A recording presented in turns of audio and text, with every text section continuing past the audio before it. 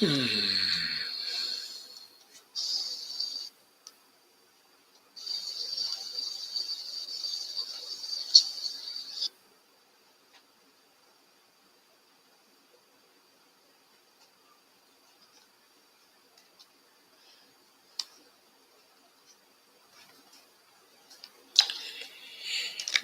everybody. How are you tonight? Hi, Dolores. How are you? That's Dolores on Facebook. And Greg Mallard, how you doing? Nice to see you. And Lana. Lana says, hi, everybody. Don't forget to hit the like button. Yeah, like, share, and subscribe, by the way, on YouTube. And Dolores Pierce says, hello. Yeah, that's Dolores on YouTube that time. Kay says, thank you, Dolores Pierce. Carmen says, reporting for duty. Hi, Barney and Joe. Hiya, friends. I thought that was John Kerry's line, reporting for duty. That didn't work out so well. Ghostot said, shared. Hello, Pierce and fellow peers. Kay says, shared. Lana says, horrifying video of people hanging onto a cargo plane leaving Afghanistan. Hope they're going back to get more people who help the U.S. government out. So much reminded me of Vietnam. Yeah, everybody's saying that. And Dolores says, sharing. Thank you, Dolores. And Lana says, go start. I saw you earlier on Status Quo. You are everywhere.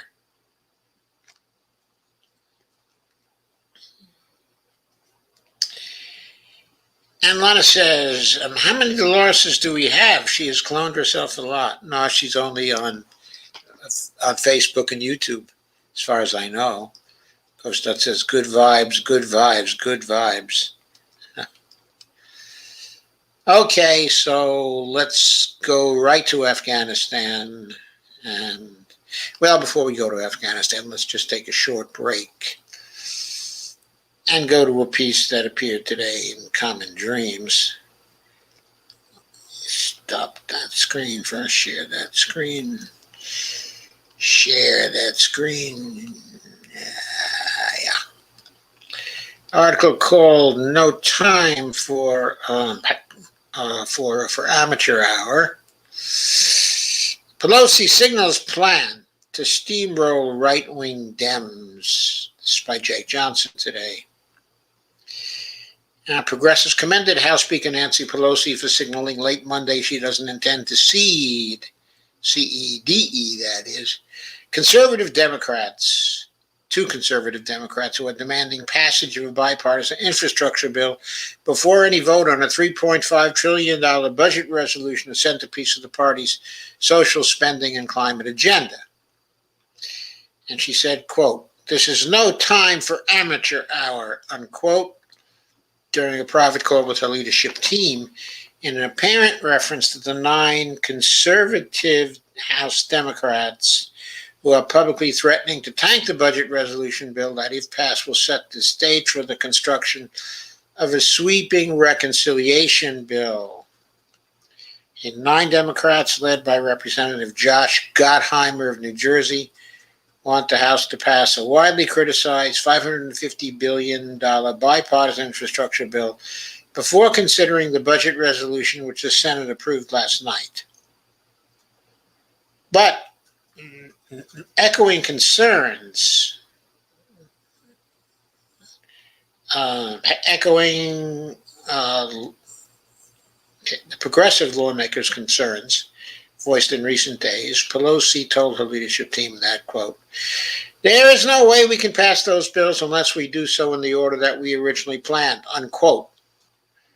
Back in June, she vowed to delay a vote on the bipartisan measure until the Senate also passes a reconciliation package, a move that's now expected sometime in September, assuming the budget resolution passes the House next week. And she says, quote, for the first time, America's children have the leverage, unquote. She said on Monday, quote again, I will not surrender that leverage. According to Politico, which first reported Pelosi's comments on the Monday night call, the House Speaker plans to put the budget resolution on the floor next week and dare moderates to vote no. They're coming back to Washington to do this, by the way, which is an approach that was applauded by progressives. This is exactly right, said Leah Greenberg, co-executive director of Indivisible, on Tuesday morning. Glad to see it. And Politico noted it's not clear how conservative Democrats will respond to Pelosi's expected, quote, forceful, unquote, maneuver. Quote, right now there are 11 Democrats, including the 9 who publicly signed the letter led by Representative Josh Gottheimer. God, well, I love to see him primaried and kicked out of the goddamn party, who are signaling to leadership they will vote against the budget resolution unless the House is allowed an immediate up or down vote on the Senate infrastructure bill.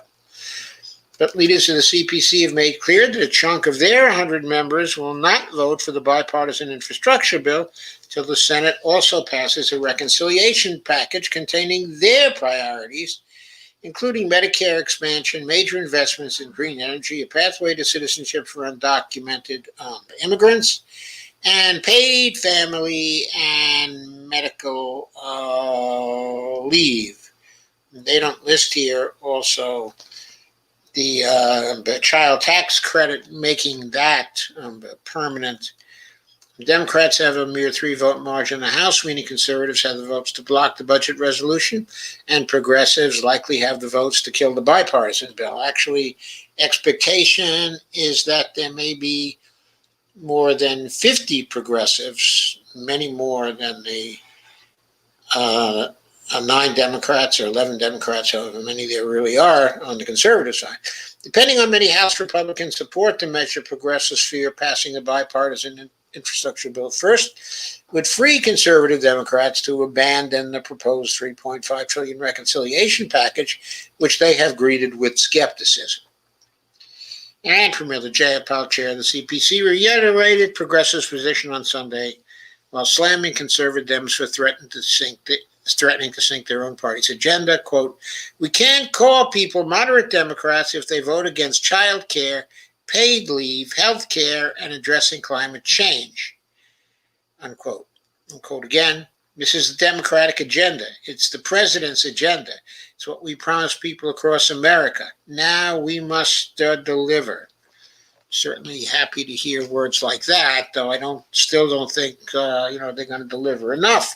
Still, $3.5 trillion is a significant bill, and right now it's the number one job. Well, number one job is probably voting rights, but other than that, that's the number one job to get through right now, that we have a chance of getting through right now.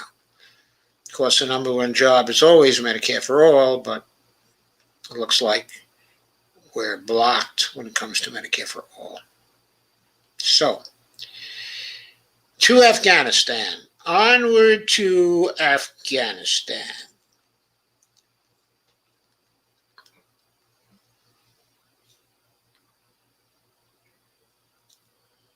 Maybe like so many others, when I started seeing the footage from Afghanistan, the first thing I thought of was, God damn, I'm so glad it's over. I'm so glad it's over. What a travesty. It's arguable whether we should have gone into Afghanistan. Certainly arguable, but it's not arguable, I don't think, that we should have gotten out in 2001, when reportedly there was a peace opportunity on very, very good terms. All I wanted was for Mullah Omar to be able to be in house arrest for a certain period of time. He was willing to go under house arrest. And those were the only really terms they evidently imposed. they were ready to just, fade into the background then, because they had taken such a beating at that time. And Rumsfeld said, no dice.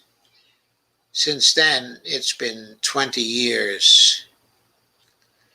Everybody's quoting the number $2.2 trillion spent there. $2.2 trillion, but that's 20 years. That's a little more than $100 billion per year. Folks, we have to keep that in perspective. That is peanuts. That is peanuts compared to the kind of money we've been spending. You hear people on our end of the spectrum, on my end of the spectrum, some people I consider at least sort of friends, who rant and rave about the 2.2 trillion and who say, we could have used those tax dollars to spend on schools, to spend on hospitals, to spend on, okay, correction. Tax dollars are never spent. They get destroyed. They get destroyed in the settlement. Furthermore, if that money had not been appropriated by Congress for Afghanistan, there's absolutely no guarantee it would have gotten appropriated for something more worthwhile. Now, that's not a low bar. They could easily have appropriated for almost anything that would have been more worthwhile than that particular war. But they still might not have done it. For example, they might have just said, hell, let's have more tax cuts for the rich. The false idea is that that money for Afghanistan was in any way competing with other things we could have done. We were always capable of doing whatever we wanted to fill people's needs in this country over the last 20, 25 years, 30 years anyway, and going back still further. We were always capable of spending what we needed to spend to make this a good society and a good country. The reason why we didn't do it wasn't for lack of money. It was for lack of will and for lack of desire to provide people the tools they needed to make a happy life. That's been our country for the last 40 years at least. It's shameful. It's a shameful country. It's the real tragedy. It's the real tragedy. Afghanistan is a big tragedy for the Afghans, and a big tragedy for military people who were killed or hurt there.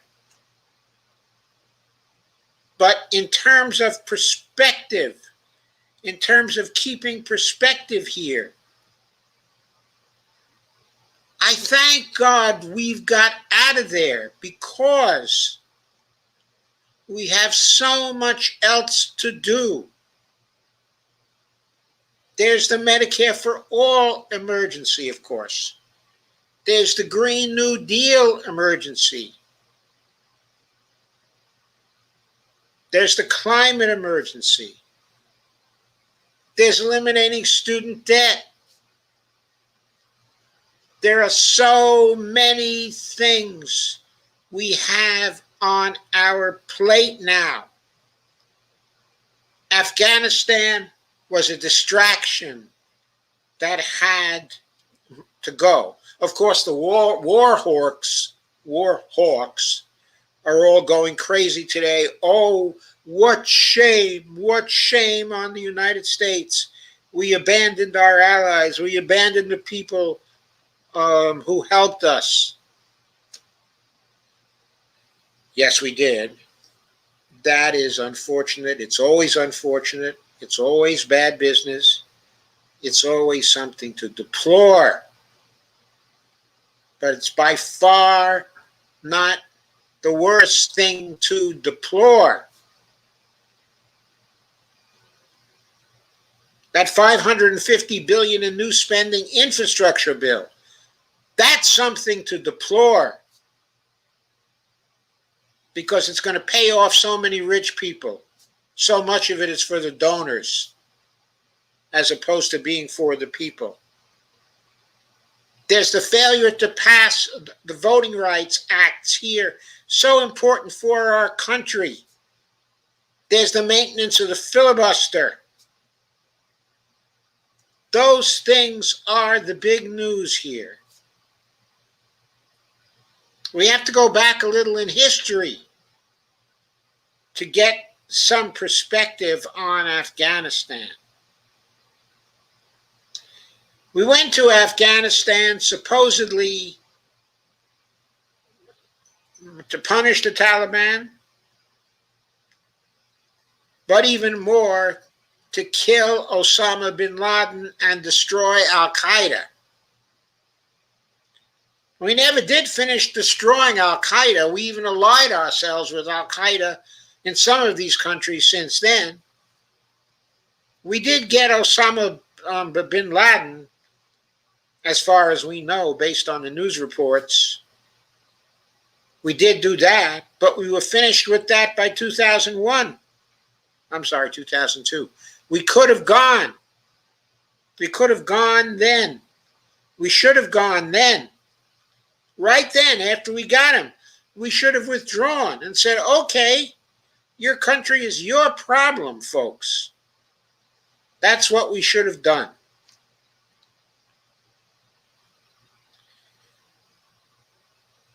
So many Afghans killed. So many Afghans killed. And for what? Too many of our soldiers also killed. And for what? What have we accomplished there in 20 years? This is a terrible, terrible scandal. Terrible mismanagement, terrible foreign policy terrible foreign policy precedents, as opposed to presidents. There were terrible foreign policy presidents. Bush, Clinton, Obama.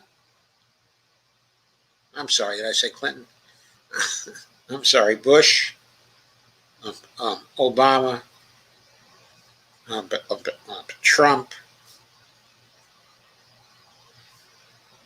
I do have to say in favor, of Joe Biden. He decided to make a clean break. And he did make, I think, he made a clean break. When I say he made a clean break, I don't mean it doesn't look messy. It looks awfully messy. It looks messy and people are going to die. Some of them probably already have in this whole process. But we are out of there, and that is what counts. We are out of a shameful, far-flung post of empire. And let's hope this withdrawal from Afghanistan leaves us with the lesson that we need to withdraw from the empire. We need to withdraw from imperialism. We need to get out of the internal affairs of other nations. We need to get out of Africa. We need to get out of Latin America. We need to get out of other Middle Eastern countries. We have to restructure our whole foreign policy.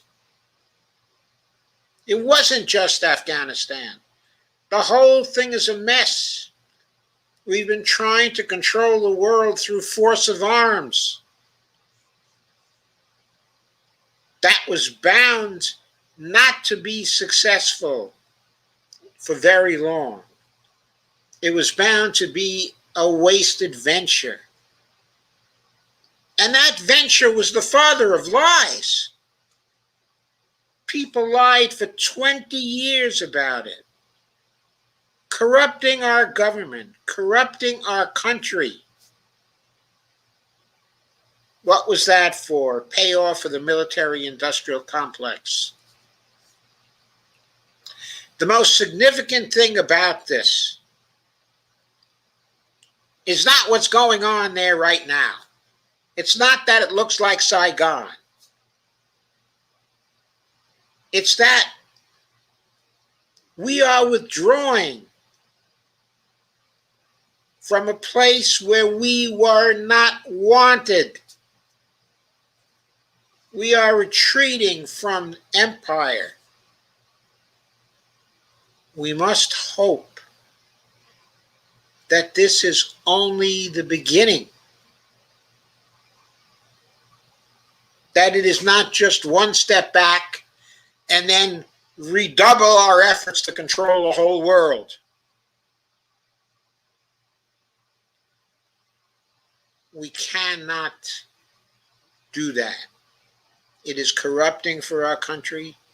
It is not safe. The internal weakness here is terrible. The slow-moving Trumpist coup keeps on going in the background. I just hope this withdrawal doesn't itself turn into a distraction from the really important business we have in front of us.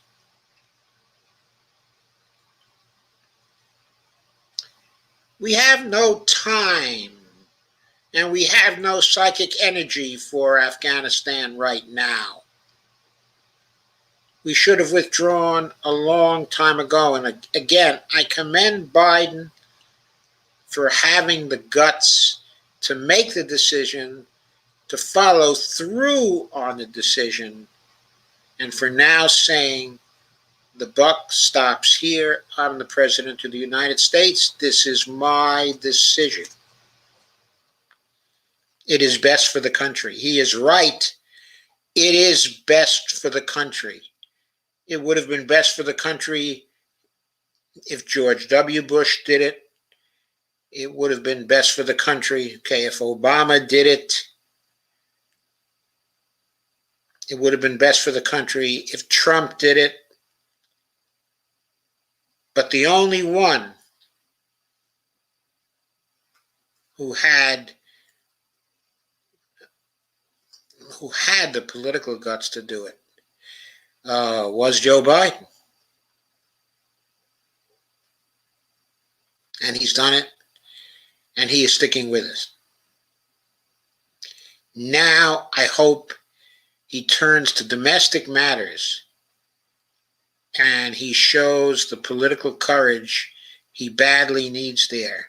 Because if he botches up the next few months, as he has botched up the last 6 months,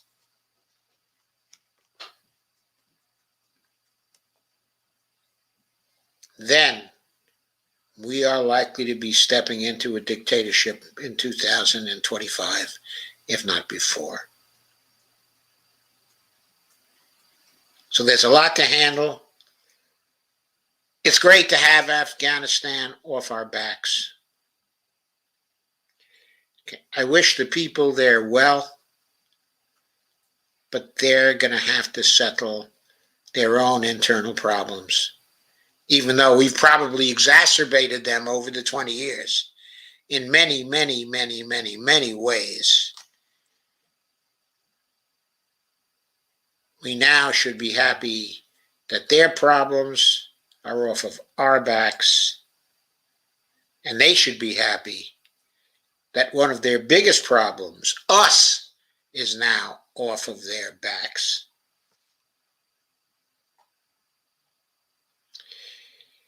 So is there anything else about that to be said? I don't really think so. I'm sure there's going to be a lot of newsprint spilled. Well, that's a metaphor these days, folks. Concerning this, there are going to be a lot of opinion columns. And this statement of mine is just another opinion column from some talk show host. But I think historically, I've got this right.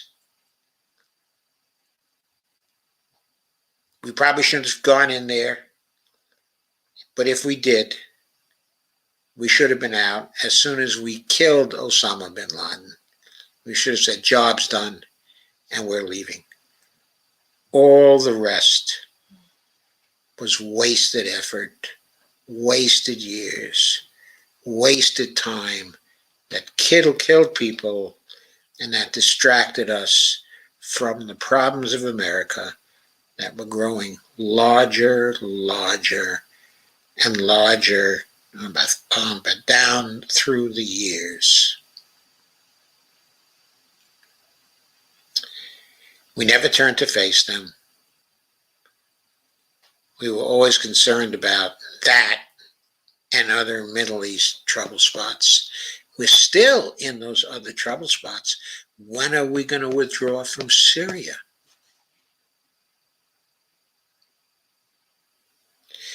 When are we going to withdraw from the Arabian Peninsula? Not simply from Saudi Arabia, but from the peninsula. When are we going to stop supporting the Saudis in their horrible war on Yemen? The humanitarian disaster, war crimes committed there by them and by us in supporting them. When are we going to leave the Venezuelans alone? When are we going to stop trying to deliver South American governments to right-wing quasi-fascists? When are we going to do those things, folks? When are we going to put a stop to that? It's not only Afghanistan.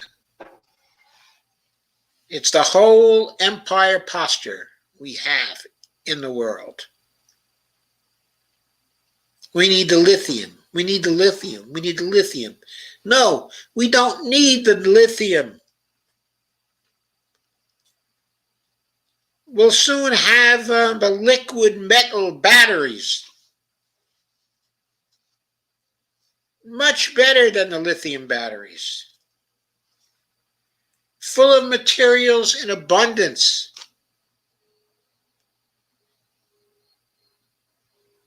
We don't have to take them from the Peruvians or the Bolivians.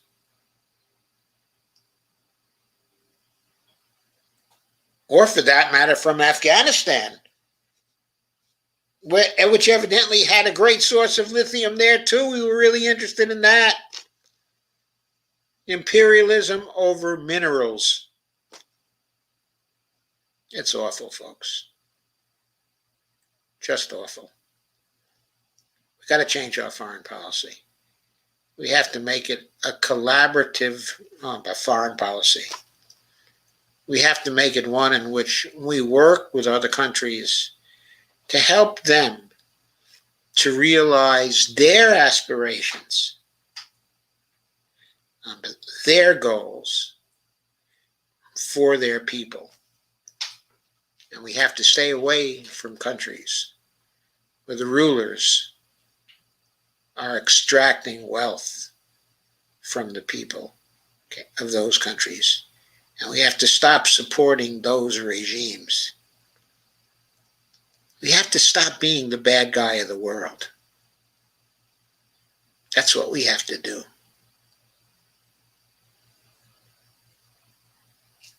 It's a total shame. Getting out of Afghanistan is a step in the right direction, but just a small step. We probably have 150 more steps to take before we reverse our ruinous posture in the world. Okay, so I'm happy about that. I'm not happy about the mess, but I'm happy about the withdrawal, and I'm happy about Biden's firmness in relation to the withdrawal. That is very good. I just hope he follows it up with other withdrawals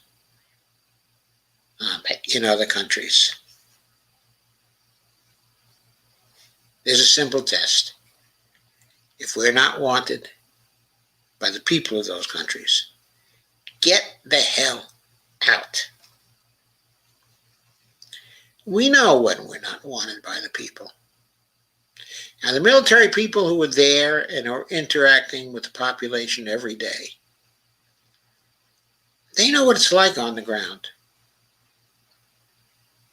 They can tell us whether we're wanted, okay, or we're not wanted.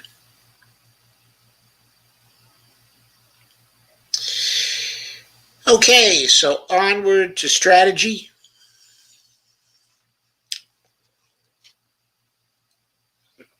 In recent live streams, I've been talking about the comparison of the Red Berets' whole Washington fight on all fronts on the strategy to the strategy that advocates for just staying on the straight and narrow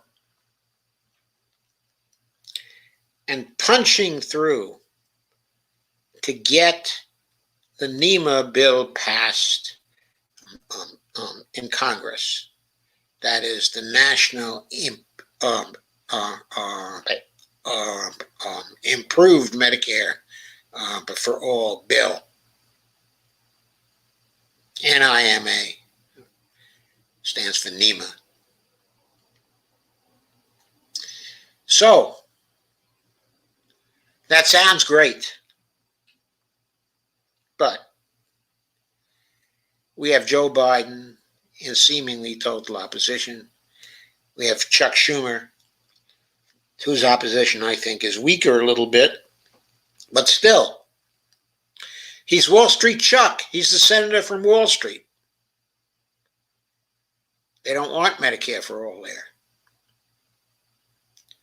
And then there's Nancy Pelosi, who has told us we will never get Medicare for all. She is totally against it as well.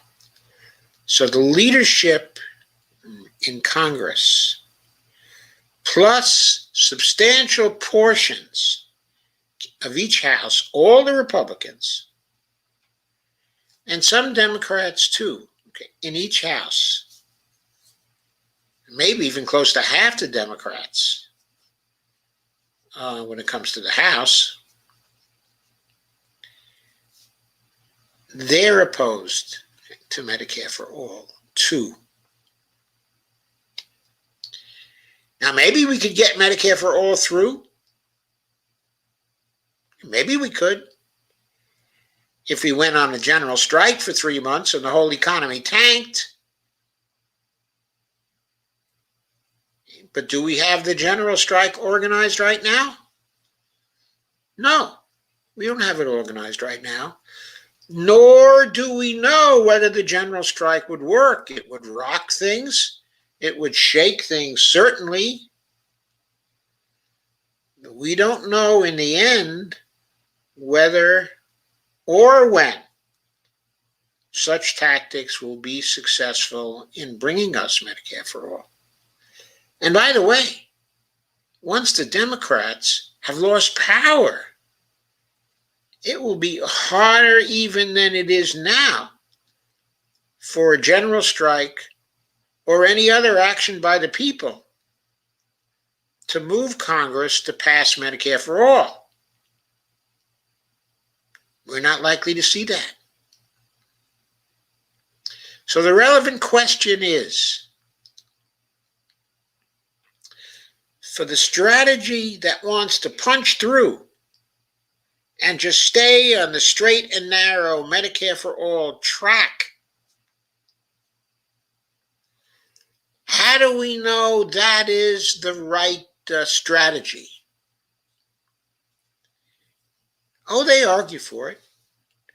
They will tell us what is certainly true, that the only fiscally sustainable government inside of the United States that can pass that, the only government that we know is going to be fiscally sustainable, is the federal government. They're quite right about that. If only we could pass it through the federal government, that would be great. So the real question is, how can we get to NEMA? How can we pass it through the federal government? There are these two strategies we've talked about. What strategies are is, they are plans for getting to a particular place. Either the strategies are correct, that they are true in their empirical aspects, or they will not get you there.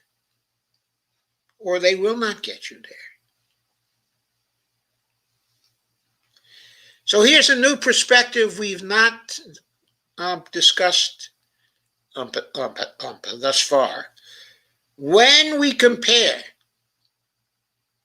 the direct NEMA strategy with the fight on all fronts strategy of the Red Berets and whole Washington, and we ask the question, looking at these two strategies, which one has the highest risk of error in its formulation? Now remember, the risk of error is the likelihood the strategy will be successful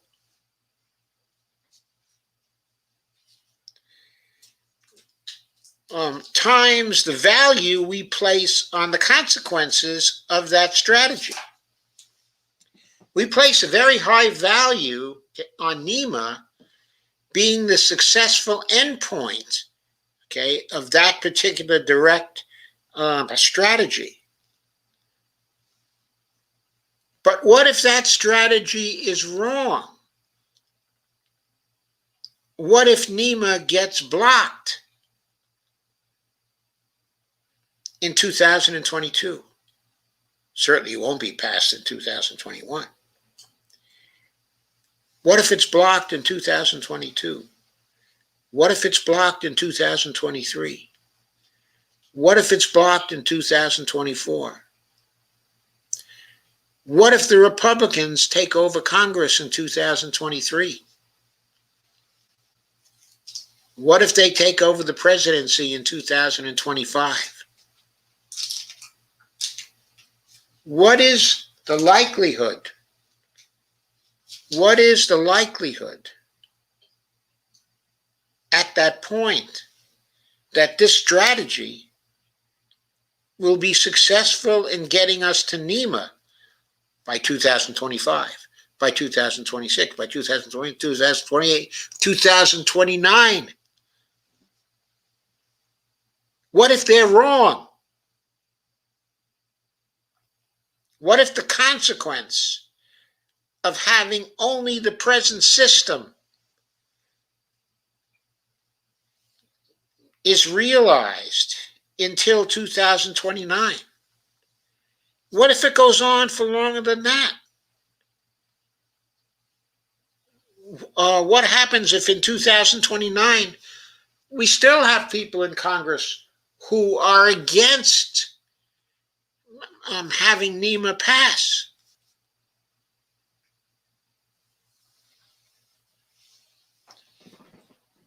The risk of error is given by the likelihood of that outcome times the value we place on that outcome. The value we place on the outcome of not getting NEMA is highly negative, highly negative. If the likelihood of getting that outcome, of having that error, turns out to be pretty high, that's the risk of error. That's what I'm talking about. Just in commonsensical terms, is the risk of error that's attached to that strategy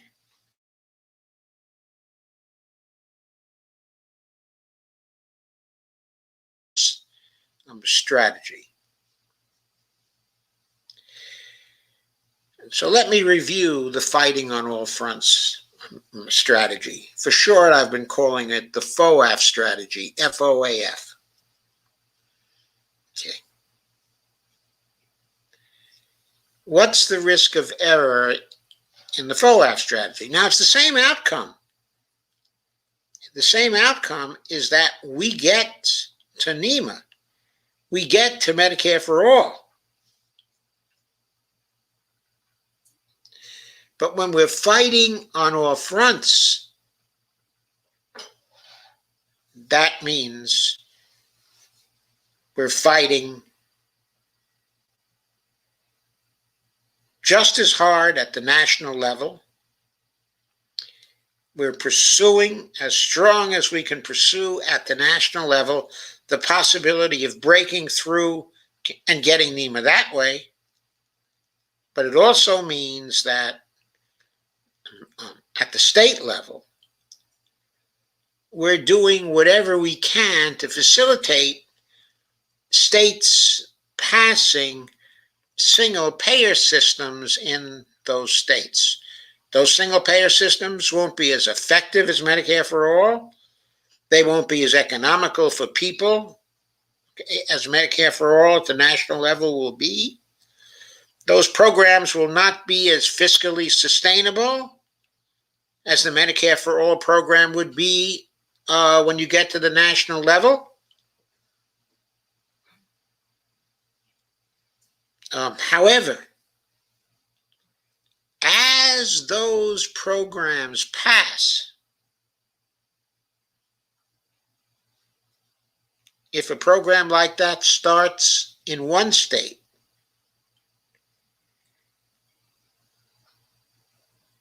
and then is modeled by other states, so regions composed of states are coming up with common plans and are going to HHS and are getting federal waivers passed through to pass through money, federal money that the federal government was going to spend anyway, gets passed through to the states. And that happens in one state. Then it happens in a few more. Then in a few more in different parts of the country. What does that do to the movement for Medicare for all? In the conception of the Red Berets in whole Washington, that means the movement is gaining momentum and is strengthening their national push for Medicare for all. They see the two as complementary. That's the way their strategy looks at things. So the question is, what do you think the risk of error is in that strategy compared with the strategy of just pushing for NEMA, given the political situation that we see in Congress and the prospects for further worsening of that particular situation? Now, keep in mind also that when you look at the risk of error, It's not a static thing.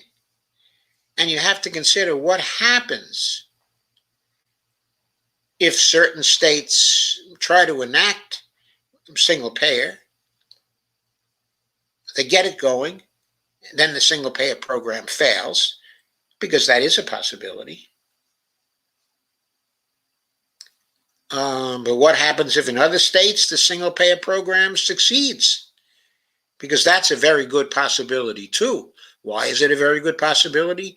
Because we know that those single payer programs are going to save the state's money, the businesses in those states' money, and the people, the person's money.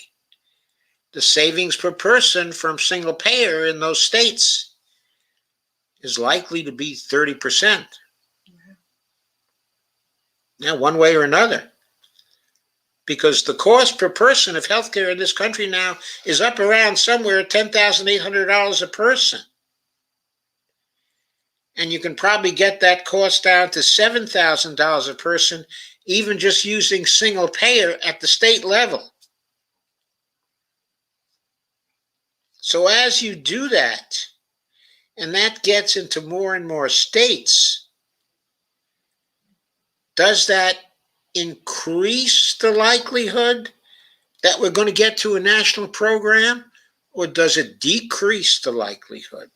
Some people think it decreases the likelihood because the people in those states that already have it are going to be much more satisfied, and they're not going to be concerned to push for Medicare for all. I think, however, that they'll always have something to gain by supporting Medicare for all. What will they have to gain? No premiums, no deductibles, no copays. In the other single payer systems, they may not have any deductibles, but they'll probably have some low copays. They'll have some premiums to pay. They'll certainly have some payroll taxes to pay. At the federal level, they might have some payroll taxes too. It all depends on what Congress decides. If Congress begins to understand MMT better, then whatever taxes are imposed are likely to be much lower, because they'll only be imposed because people want to contain inflation, not because people think they have to pay for something. So they're likely to be lower for that reason too. So my point is, there will always be financial incentives, and some healthcare incentives too, for many people to have the national program actually enacted, okay, and backing people. Moreover, the people in the movement who are motivated to get to NEMA, like the Red Berets in whole Washington, for them, getting to Medicare for all is, they look at it as a national movement. If they get single payer in Washington, they're going to move on to other states and try to get single payer there, because for them, single payer in the states is a tool to get to NEMA. The more states that get to NEMA, that get to single payer, the more states that don't have it that will be envious of single payer. In many cases, they're going to have senators that don't want to pass inside the states, that don't want to pass single payer at the state level. Those states, many of them are likely to be Republican states, and the legislators will be very much opposed to pass state level single payer bills for all kinds of reasons. So what are the people who live in those states going to do then? I think they're going to go to their congressmen and senators, and they're going to say, We want NEMA. We want NEMA. We want to save that $3,000 and more per person ourselves. We want to save the money. We want to know we're covered. We want to know we're not exposed to unnecessary fatalities. We want to know we're not exposed to divorces and to bankruptcies and to. They're going to start to pressure their federal representatives for NEMA because their state representatives are too ideological to give them that. Now, maybe their House delegations will be too ideological too, because those will be determined by the gerrymandering of the Republicans. But the senators are not subject to gerrymandering. The pressure on them will become terrific. The more single payer programs there are operating in the United States, the greater the pressure on those red state Republican senators and on those purple state centrist Democratic senators. The more pressure there will be on them to pass NEMA at the federal level. And should any states begin to run into fiscal sustainability problems, the people of those states are going to pressure their senators and their congresspeople, and many of those are going to be blue states, and they're going to pressure in Congress, and they're going to pressure in the Senate for the federal government to make those state programs unnecessary by getting to NEMA. What I'm trying to persuade you of here is that the strategy is multi-state, multi-level, and also national. And it can build momentum in a number of places towards getting the national program actually passed. A program like H.R. 1976 now. Even things that seem on the surface to be failures can be good for driving people to harass their congressmen and senators to pass NEMA and quit fooling around with the state level programs. I mean, everybody will know that the state level single payer programs are only stopgaps. They will greatly improve situations for the people in those states. But people will know they are stopgaps because there are going to be some holes in them. We already know that from the Washington program. It's not going to cover 100% of the people. It's probably going to get up to 96 or 97% of coverage, okay, for various reasons. So,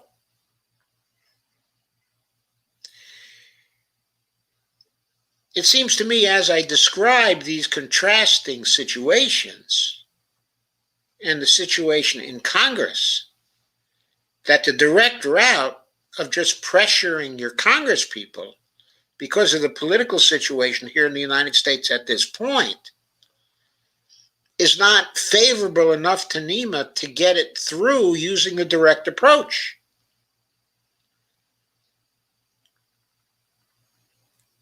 But using the state-based single-payer approaches, it seems to me they're much more likely to be successful. And there are variations of them, variations of that strategy. That's not just one strategy. We're going to begin to see the variations in that strategy as we go forward with it. So it's a rich area. It's a rich area with respect to which we can develop alternative strategies, one of which could be the strategy that's going to work. So, in which of these two master competing strategies that we have right now, which of the two appears to have the greater risk of error, in the sense that it's more likely to produce, a negative result, than actually get us to NEMA? I think it's the NEMA direct strategy, currently favored by some of the MMT people, but not all the MMT people. And I think the strategy that's most likely to be more adaptable, more flexible, harder for the opposition to combat, is going to be the strategy that makes use of fighting at all levels: the state level, the regional level, and the national level. And that creates interactions among those levels to try to exploit the weak spots and advance NEMA.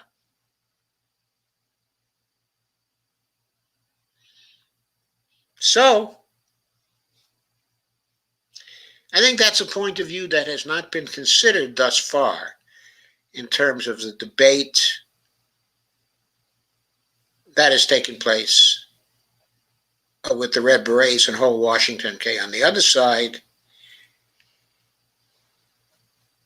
and some of the MMT people who are advocating for a straight shot, to NEMA, just focusing on it, keeping the pressure on, trying to get it immediately passed.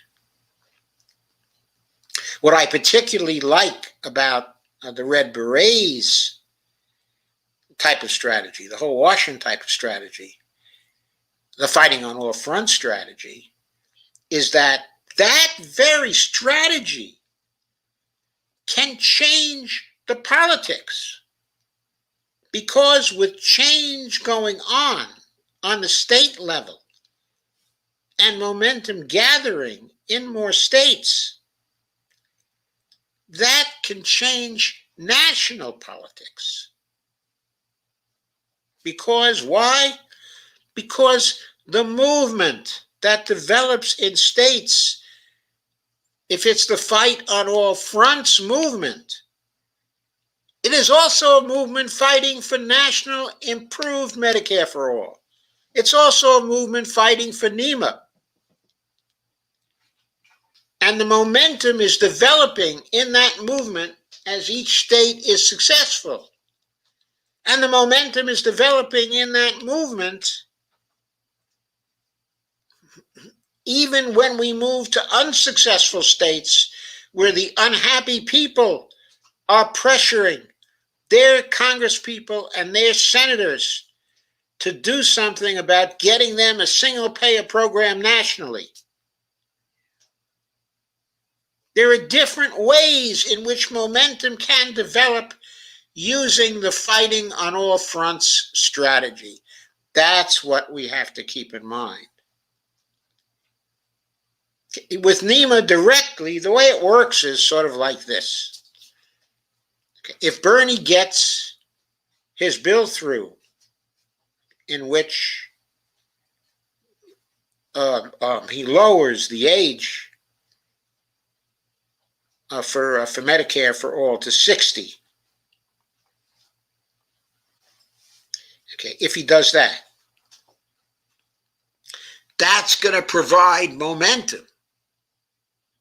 That is going to increase momentum.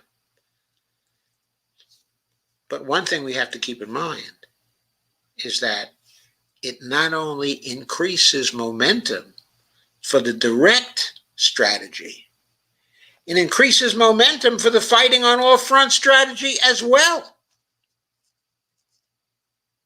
From the point of view of the fighting on all fronts strategy, Bernie's move is a partial victory,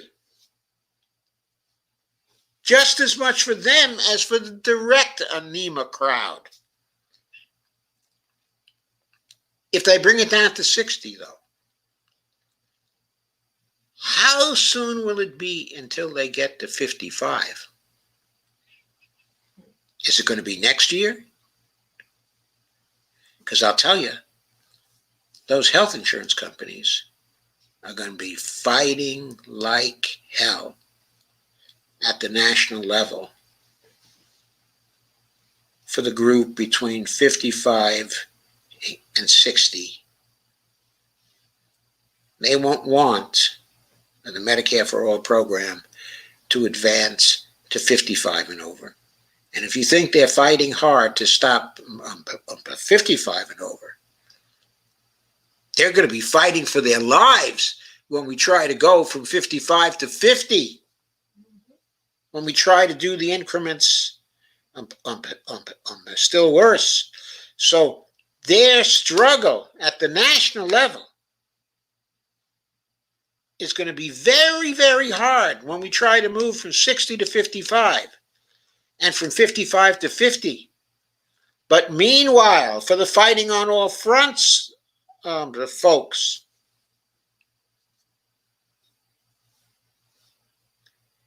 single payer in the States is going to create a situation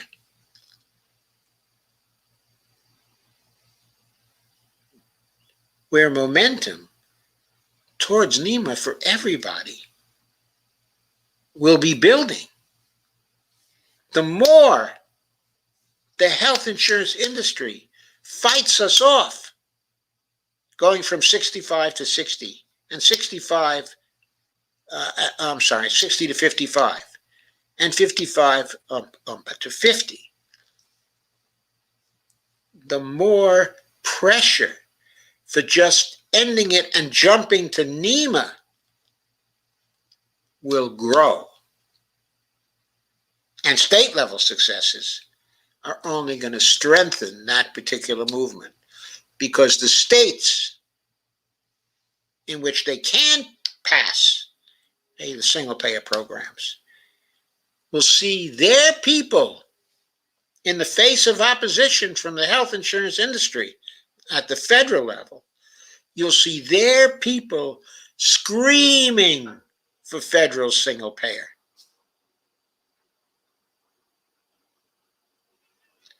So which of the two strategies has the highest risk of error? To me, it's apparent. It's the direct NEMA strategy that has the highest risk of error. It's the fighting on all fronts strategy, which has a lower risk of error. And on those grounds, I think that's another reason to prefer the fighting on all fronts strategy. So that's what I wanted to say tonight. I'll be developing my thoughts further on the risk of error as a means of distinguishing among the strategies.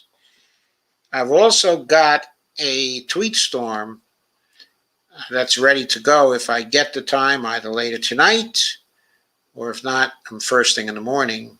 I have a tweet storm, that's ready to go. What the tweet storm is about, some of you may know that Biryan Sandal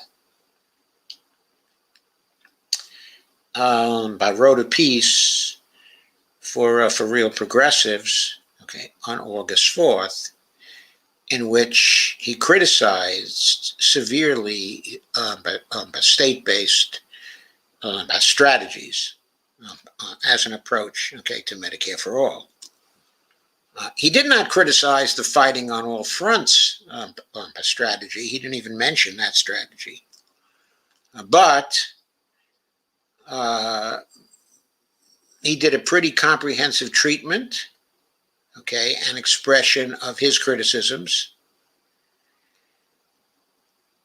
I've now prepared what I think is a comprehensive response. I'm going to be delivering it tomorrow in the form of 12 tweets with a total of 30 slides, okay, that are attached to those tweets. So I think you'll want to be interested in that. Take a look at those tweets. Take a look at those slides. I don't have this new material on the risk of error, okay, in those. It's a thought that came to me a little later this afternoon after I prepared all the slides and got ready for the tweet storm. But anyway, tomorrow I'm going to have that tweet storm out, and I think you should be very interested in it. So let me go back to your comments now. I'm now going to entertain your comments. Here we go. Let's see, where are we? I see Shane is here tonight. I'm so glad to see you. I've been worried about you, Shane. You've been really quiet lately. That's not like you. And anyway, people say hello. We've gone through the hellos already, so I'll skip through those.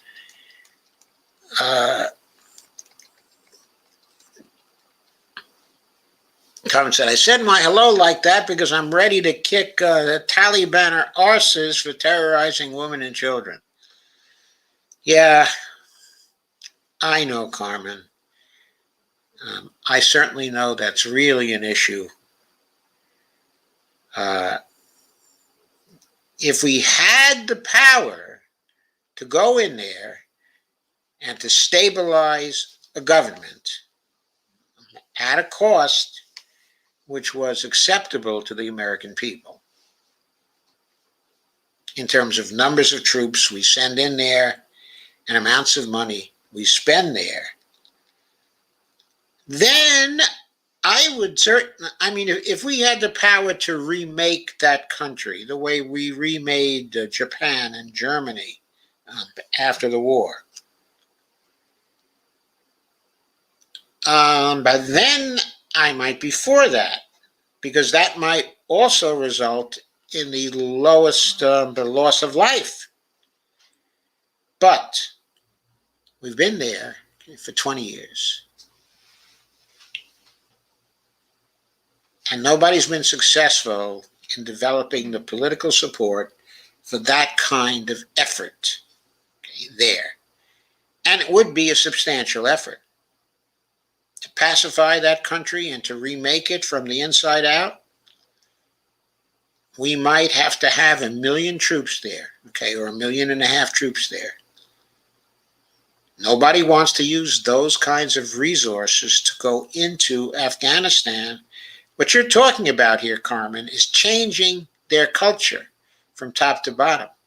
It can be done.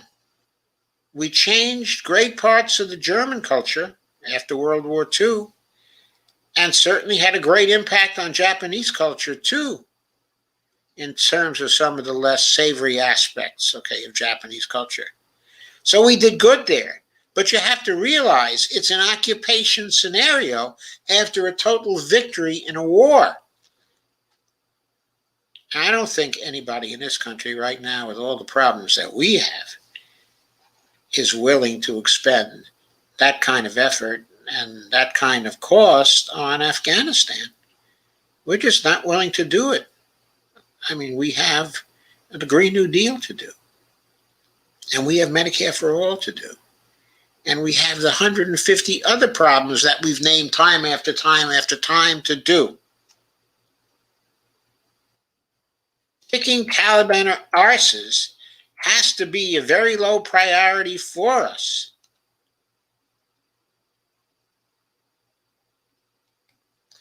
Solana hates the clock. That's cause you're everywhere. Ghost Start says, Lana hates the clock. That's cause you're everywhere. That was Ghost Starter said that. Kay says, I remember the fall of Saigon. So do I. But that wasn't a particular trauma for me either. The reason why it wasn't a particular trauma for me is that's another war we should never have been in. We never should have escalated our involvement in that war.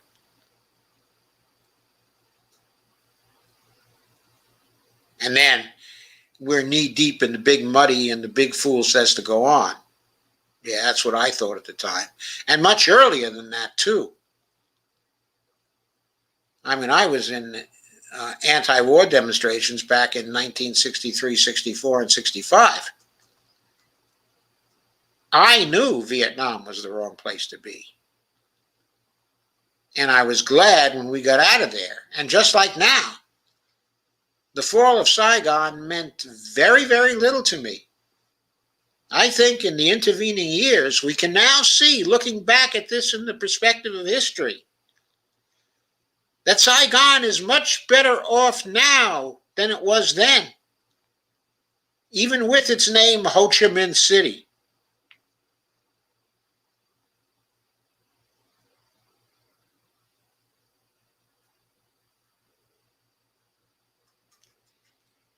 Now, the truth is, the communists in Vietnam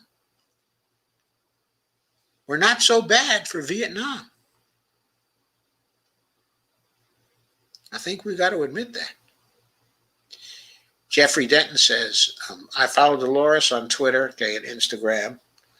And Lana says, yes, my pot calling your kettle, haha. Amber says, good evening. Sharing on Facebook and Twitter. Thank you, Amber.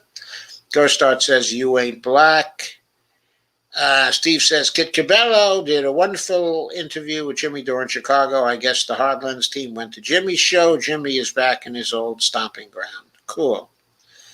Carmen said, oh, by the way, Kit was one of those who was ranting and raving about the tax dollars and how the tax dollars could have been used for other purposes. Yeah, if Congress, first of all, there are no tax dollars, but the government dollars, not those government dollars, but other government dollars newly created for the purpose after a congressional appropriation in that same amount could have certainly been used for better purposes. Yes, absolutely true. But it ain't about the tax dollars. They keep wanting to use that it's your tax dollars being used for this purpose because they want to make you mad that we've been doing bad things.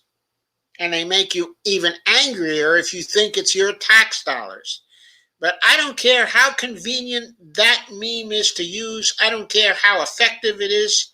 It is not the truth. The truth is, it's not our tax dollars. It's our government dollars that we create through the legislation we passed to allow the Federal Reserve to create the dollars the Treasury needs to spend its appropriations. That's what the truth really is. Taxes have nothing to do with that particular part of it. It ain't your tax dollars. That's it. I've heard so many people talking about tax dollars. I think Kim Iverson was talking today about tax dollars.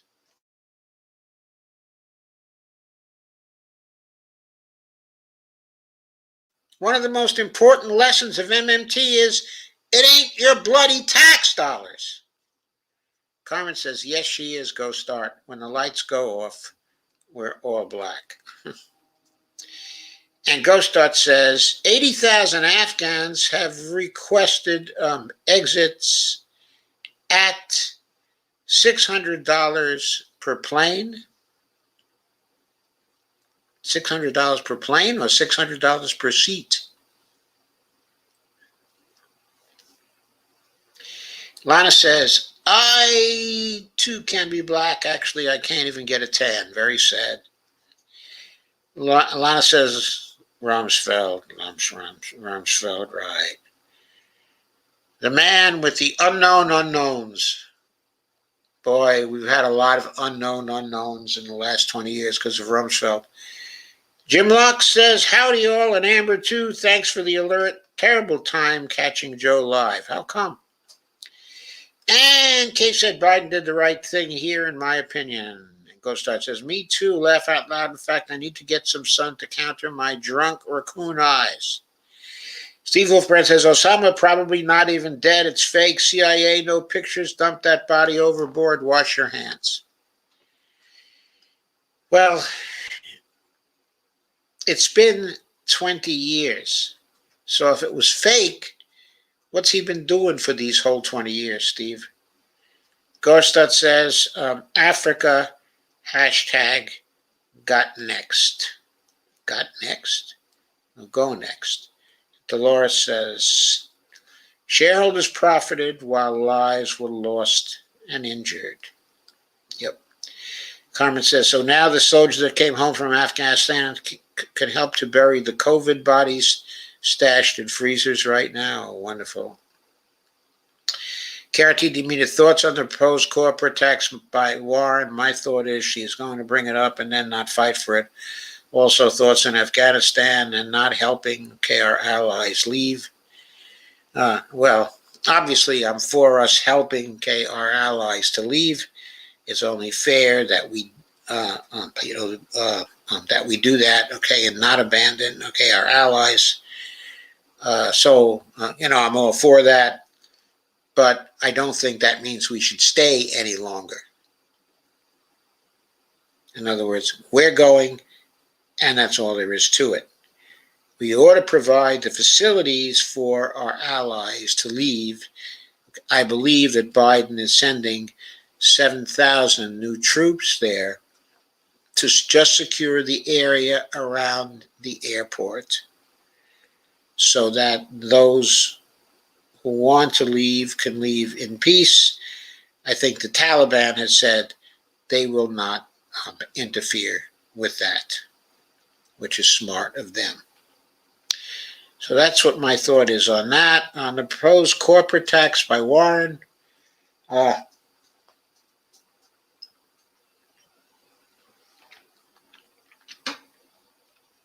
obviously, I'm an MMT person. I don't really care about the corporate tax, for revenue. Insofar as the corporate tax takes money away from them and they spend less on political activities, I'd be very happy for that. But what I would much prefer, as opposed to corporate taxes on them, because I don't think we need their money, would be for us to pass a law using Article 3, Section 2, prohibiting the corporations from expressing any political opinions at all. Clamping down on free speech for corporations and dealing the Supreme Court out using Article 3, Section 2. That is what I want Warren to do. That counts for something. This corporate tax stuff is just bullshit. We can tax the individuals.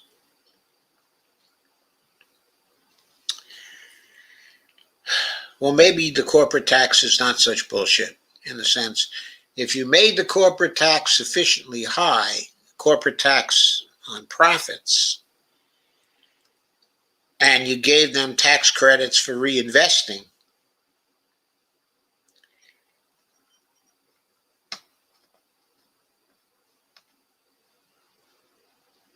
then that kind of thing would work.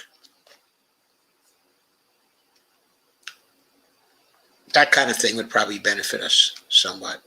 Kate says, war profiteers profited, and Lana says, I heard Mike Norman say the market was down today. I guess the holders of the war stocks are not happy about leaving Afghanistan. Jim Locke says, so been going around over state-funded Nixon, Obamacare, and MFA today. Always fun trying to explain in 280 characters that the state Robin Hood programs will rob public employee guarantees. I'm not sure what you're saying there, Jim. So please elucidate it. The state-funded single-payer programs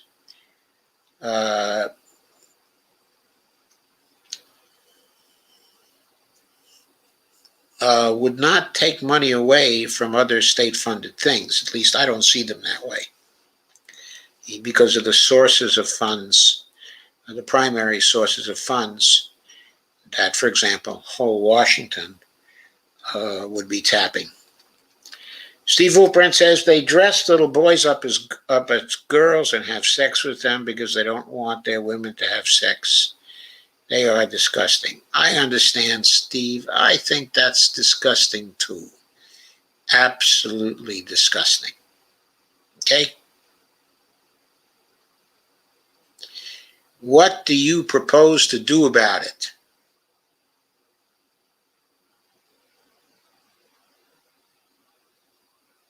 After 20 years there and no success, what do you propose to do about it? Also, another thing, they say that Al Qaeda might help ISIS, but they are enemies. Right now, they're enemies, but things change there. You know, a person who was your enemy yesterday can be your ally tomorrow. It depends on if they have an enemy that you're willing to help them fight. And one says, KRTD, I sure hope we're not going to abandon allies there. KRTD, who said? Mainstream media. And KRTD media, who is Shane, by the way, says, Kyle Kulinski brought up the point there were three powers in Afghanistan. The warlords were child sex slaves, the puppet government, with no popular support, and the Taliban. That there is no one good to back. Well, I don't know whether all the warlords have child sex slaves. I don't know how widespread that practice is. I don't know how Kyle Kulinski knows how widespread that particular practice is. The puppet government, of course, has no popular support and has evidently melted away. At least the head of the government has left with plenty of cash, I understand. Okay, and the Taliban. Okay. So the question is, which is worse? Well, the Taliban might be better. Shane says, no, there were people who were interpreters who worked for, but for us, government, who are leaving behind. My thing is we should take them as citizens. Sure, that's fine. That's fine with me.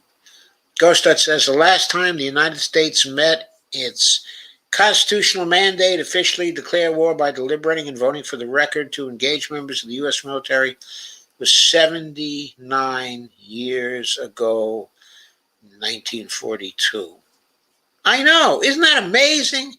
Isn't that reprehensible and amazing?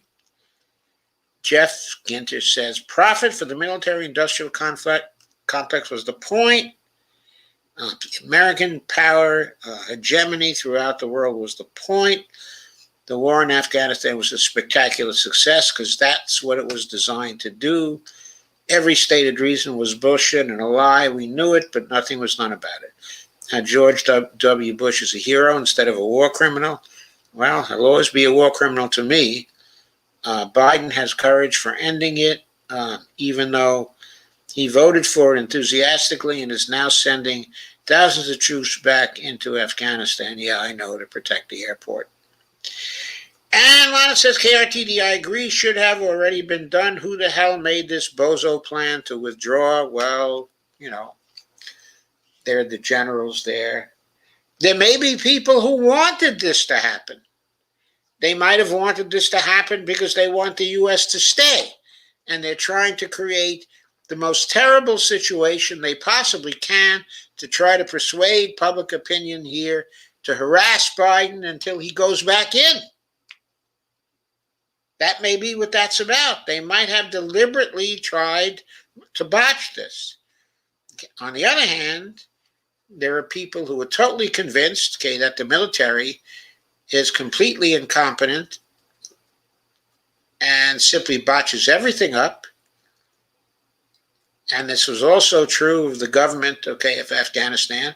So obviously they botched the withdrawal up too. And chances, I agree with getting out of Afghanistan. My people is we shouldn't leave the Afghani people working as interpreters, and we're promised citizenship behind to be fucked over.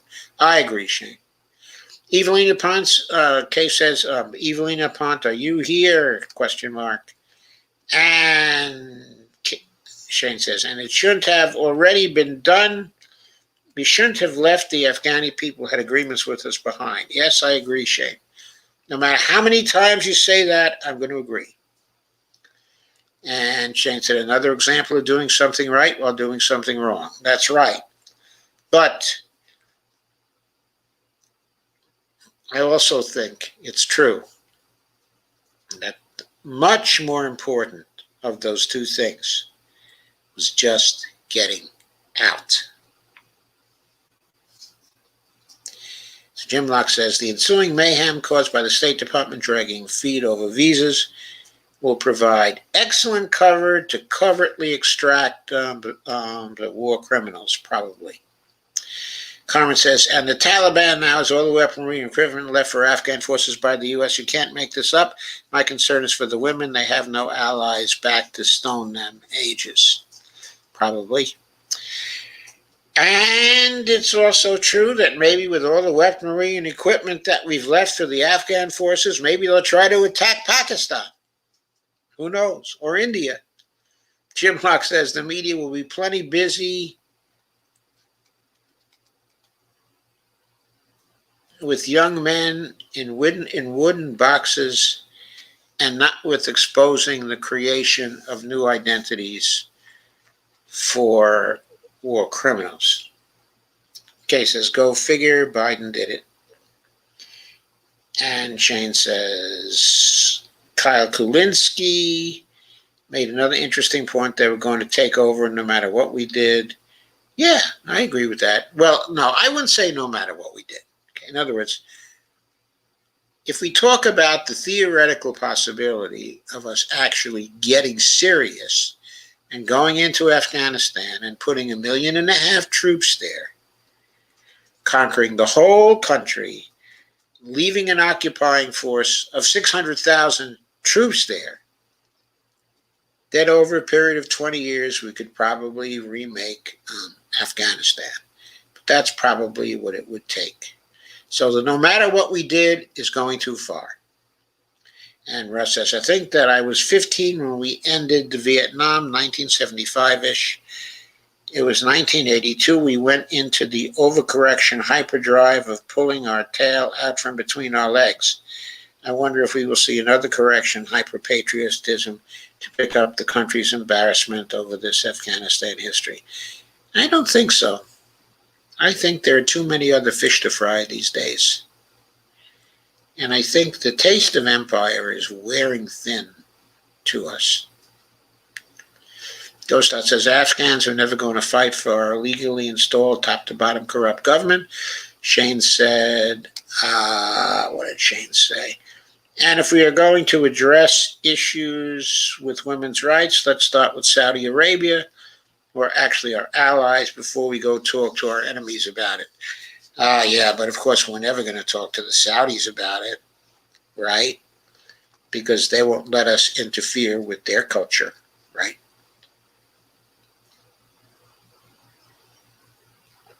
Jim Locke said the CIA will continue to be on their backs. Well, that remains to be seen, how much the CIA will continue to be on their backs. Depends on what Biden wants. Nana says, yes, Jim, dragging feet over visas, just infuriating. Dostat says, the MSM sure is pissed. Yeah, they're always pissed about things that don't matter much. And they don't get pissed about the things, okay, that do matter. I'm sorry to continuously put this down in terms of its importance, but I'm telling you, the Afghanistan defeat is ancient history. We should have gotten out of there in 2020, in 2001, 2002, when we had a good deal. We didn't, but that's when we lost the war, in 2001. Our loss is ancient history. We've been zombies over there. Since 2002, we've been the zombie regime. Jim says, we sure taught the Saudis a lesson. Yeah. Lana says, also, what about all the women abused and raped by the Central American countries whose government we interfere with and destabilize?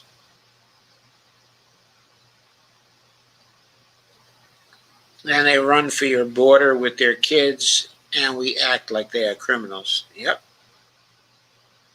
Yep. Jim Locke says, war, it's the United States' main export. It's an export. We got to stop exporting. Kay says, we need to learn to keep our nose out of others' biz. Carmen says, solar batteries are even better. I don't know if they're better than the liquid metal batteries. Okay, at this point, of course, solar energy stored, okay, in liquid metal batteries would be great. And Ghostot says hemp batteries are 8 times better. Well, maybe. I don't really know about that. And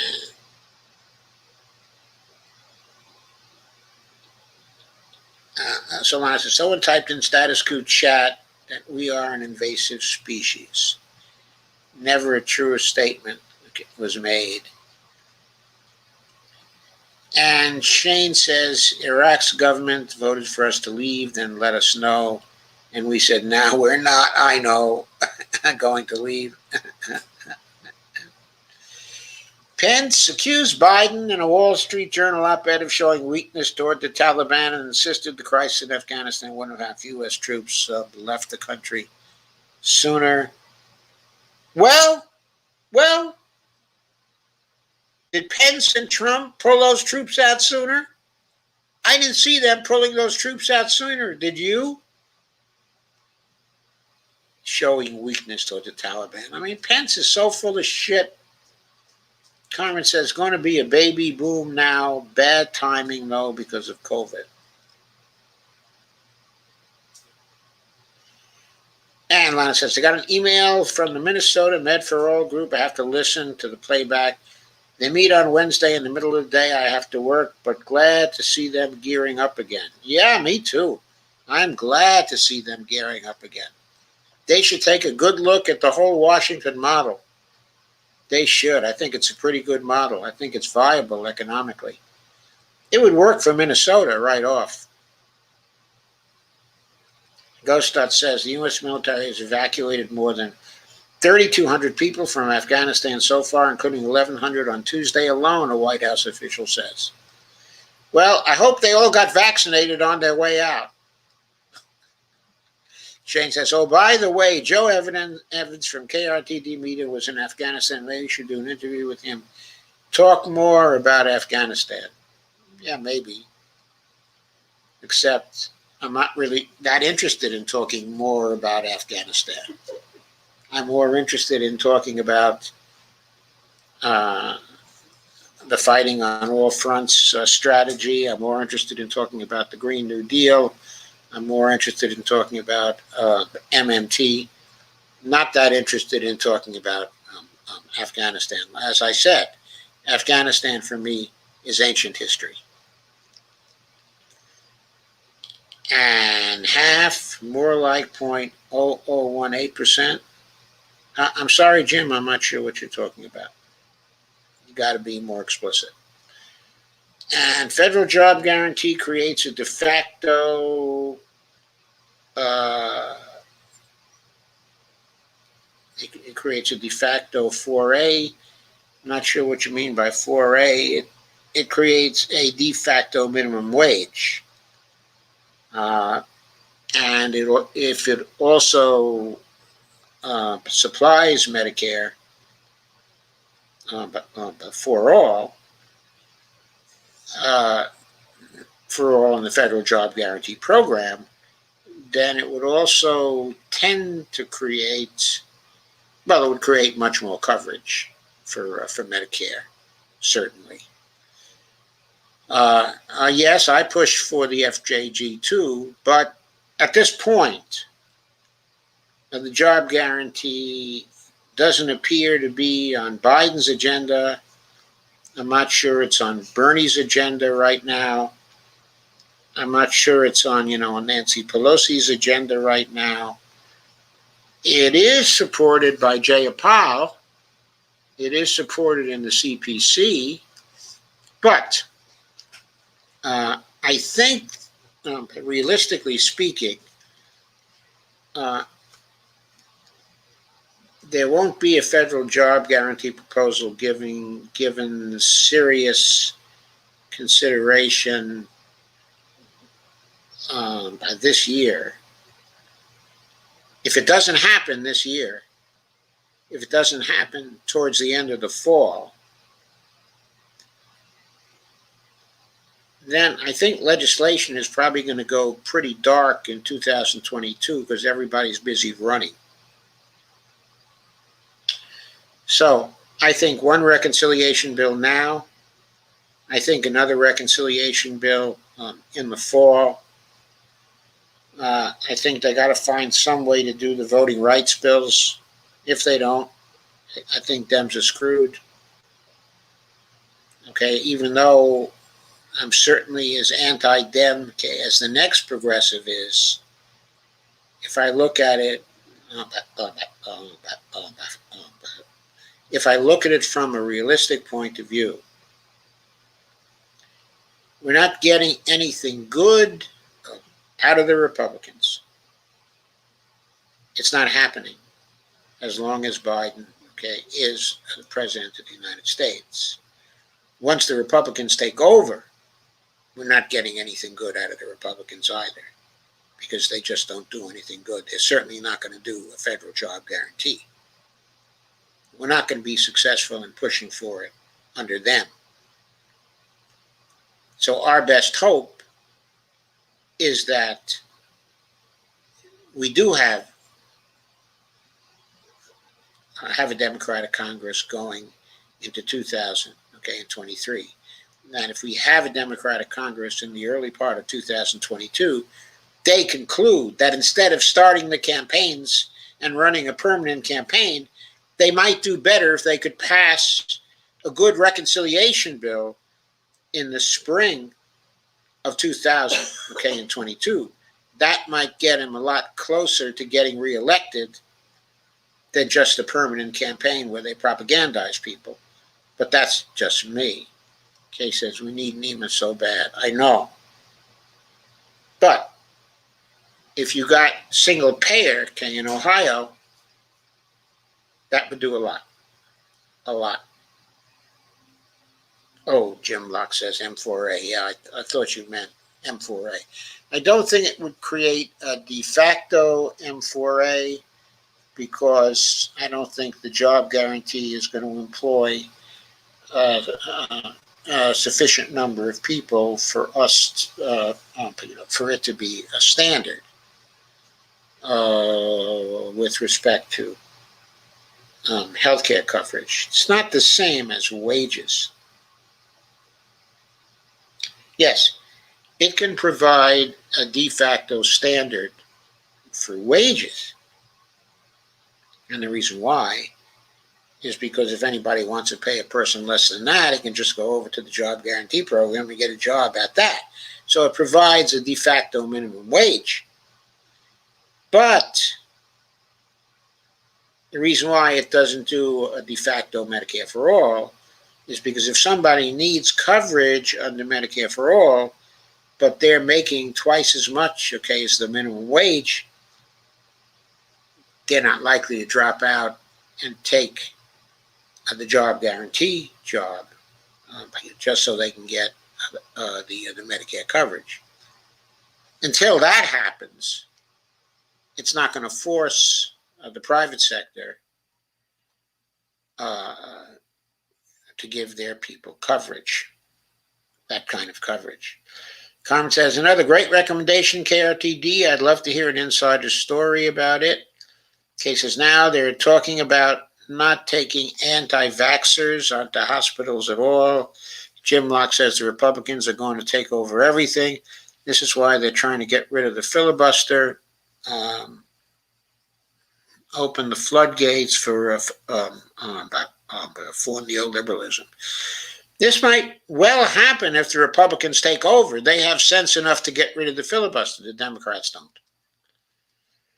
And Kay says, just let them die on the streets.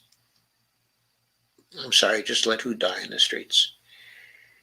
Jim Locke says, more Nixon care, fuck that. It will be used as an example of how socialism bankrupts the government. Nixon care? What are you talking about, Jim? Those with money will make their mailing address in Texas.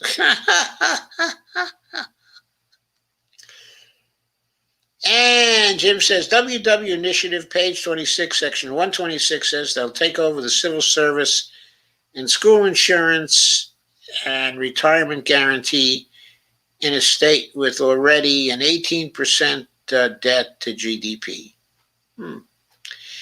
Okay, I'll take a look at that section. I didn't really note that section when I read the initiative. Is that but 1362? I'll read it, Jim, and look for that. Jim says whole Washington finally creates a state income tax by neoliberal dancing. Well, it wasn't whole Washington that created the state income tax, was it? It's the state of Washington creating the state income tax, right? And Lana says, I'd like to hear what Joe Evans thinks about all this. About all what? About Afghanistan? Jim Locke says, section 124, my bad. Thank you, Jim. Have a friend in Washington State, and I'm following the progress there. Jim Locke says more people are on California's medical than there are citizens in Washington State. Oh, you mean on CalCare, Jim? Yeah, CalCare is not single payer, though. Lana says, good point. Senators are not subject to gerrymandering. I did not think of that. Kay says, this for-profit sick care is dangerous. This for-profit sick care is dangerous. Ghostar says, they don't, what did Ghostar say?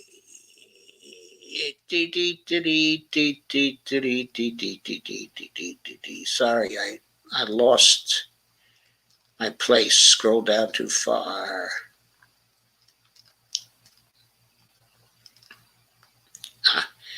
Costa says, they don't hesitate to throw the kitchen sink filled with Flint water at all of us, inevitably forcing the battle to all fronts. Right. Kay says, Big Pharma is now running an ad stating that Medicare, trying to fight for lower med prices, will limit access to all meds. That's just them bullshitting.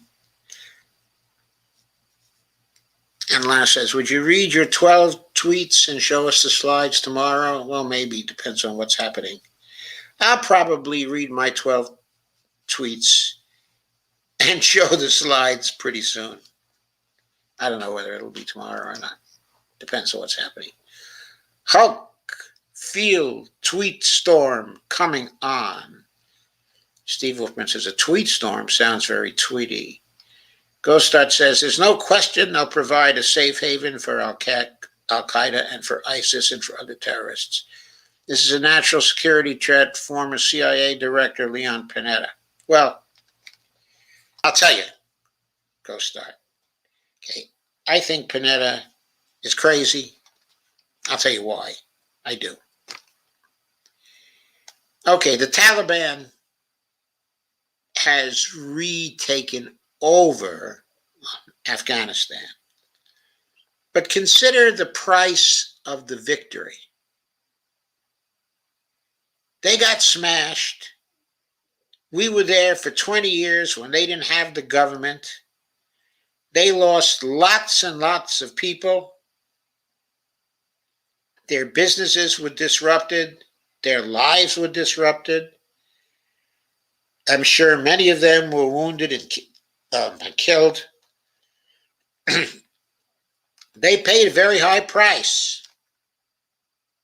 Now, if they bring in safe havens for Al-Qaeda, okay, and ISIS, and this becomes a problem for us, I would not advise that we go back in there. But I would have no problem with us bombing the crap out of them. In other words, we can make it very, very costly for them to do unfriendly things to us without us actually having to go in there and spending a fortune and getting people killed. We can act at a distance. If we're displeased with their behavior in the future, we consider it a national security threat, then I'd say, fine, go do it. There are ways to respond without going into another quagmire.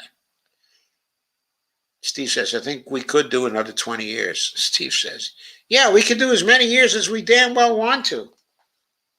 But all that does is build up the military-industrial complex and create more disruption and lies and dishonesty and more degradation of our government, more corruption, internal rot in our very government, internal rot in our foreign policy establishment, who spend their time thinking up ways to screw the Afghans and the people in Latin America instead of thinking up ways to create a world order that works for everybody. Shane says, the U.S. wasted billions training an army of 300K soldiers who couldn't handle dealing with under 100K Taliban soldiers and setting up an unpopular government we did. Shane, that's correct. Absolutely correct. He says, we wasted so much money there. Well, as I started out the program with Shane, and you should never forget, it's not like our supply of money is limited. It is not. That was only $100 billion a year on the average. It is said, by the way, the eventual bill for that war will amount to $6.25 trillion of the estimates because of the needs to take care of the soldiers who came back and other people who are coming back, from Afghanistan. It may eventually cost us $6.25 trillion. But even that, over the period of time, I don't know what that time period is, it's going to amount to a relatively small amount of money each year on the average. Maybe in the end, it'll be $200 billion on the average for 30 years. We have no fiscal sustainability problems. Yes, we wasted the money because it wasn't spent on things that were good for anybody. But we have an unlimited capacity to create money. So we're not running short because we wasted the money there. What we're running short of because we wasted the money there is, we're running short of character, and we're running short of morals, and we're running short of good government. Shane says, and then we backed warlords with child sex slaves. Ghostlet says, the corrupt occupation forces have probably committed more acts of violence on women than the Taliban. That might very well be true. That might very well be true. Shane says, they also built so much infrastructure that will now be used by the Taliban. Well, maybe we've done something good for the country then. KRTD Media says China now wants to do their brand of imperialism. They want to partner with the Taliban and build them infrastructure to be there, a different type of imperialism. Yeah, I figured the Chinese were going to do that. I figured the Chinese were just going to include them in the Silk Road.